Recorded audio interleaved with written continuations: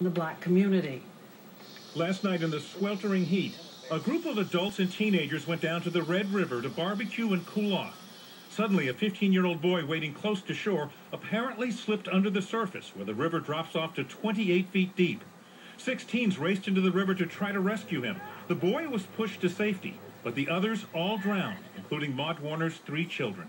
I didn't see my daughter at all. I could see my 2 sons saying, "Help me, please."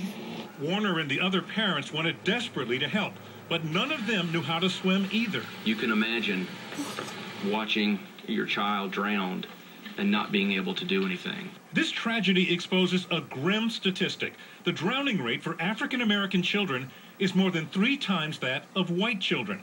A recent USA Swimming report found that minority children are much less proficient at swimming than whites.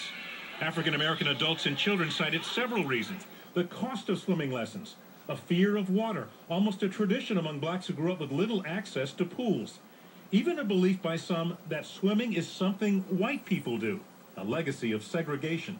Cullen Jones, the first black Olympic gold medalist in swimming, nearly drowned when he was 5 years old. This summer, he's traveling the country promoting swimming to minority children. Even if you're not going to be competitive with it, that's a whole nother world.